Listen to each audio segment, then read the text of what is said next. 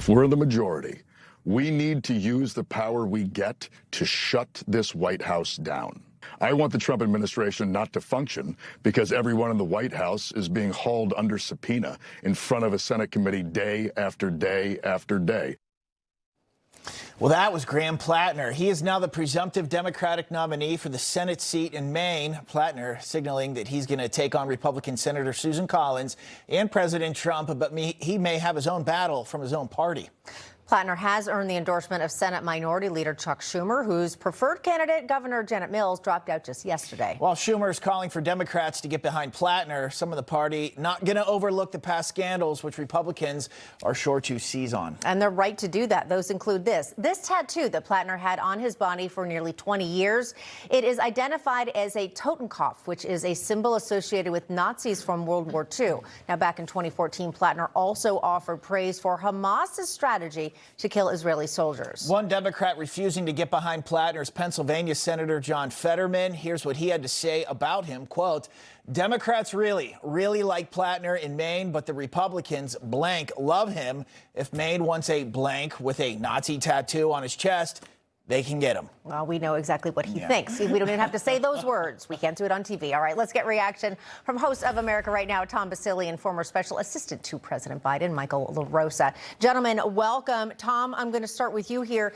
You know, it's interesting. I've recently spoken to some friends who are Democrats, fairly liberal Democrats, and they even say to me, I can't believe where my party, their party is going. And they just say the extremes scare them. This is a guy who identified himself as a communist as of 2021. So not when he was 18, like just a couple of years ago, and then a couple of quotes that I'm sure that Susan Collins' staff is just drooling over. Fight until you get tired of fighting with words, and then fight with fists and guns if need be.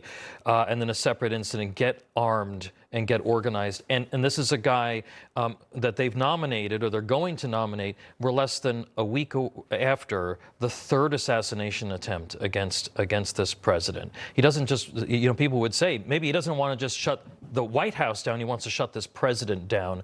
And this guy's part of the problem. And again, a great day for Susan Collins that he's going to be the nominee. Yes, Democrats, the whole party, they're going to rally around Graham Platner. That's the choice coming out of Maine. Does not having a Nazi tattoo on your chest for 20 years, mind you, he tried to deny he knew what that meant. He had it on his body for 20 years. Yeah. How do you feel about your party propping up this guy into that potential position? Well, I'm not for him. I'm with my Pennsylvania Senator Fetterman on this one.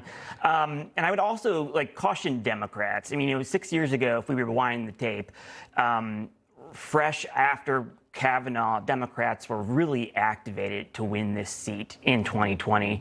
And the Democrat was, I think, outspent Susan Collins 2-1. She outraised Susan Collins 2-1. And she led Susan Collins in every single poll for a year. But on Election Day, Maine voters chose Joe Biden by 9 points, and they chose Susan Collins by 9 points. Yeah. So Maine has a real independent streak.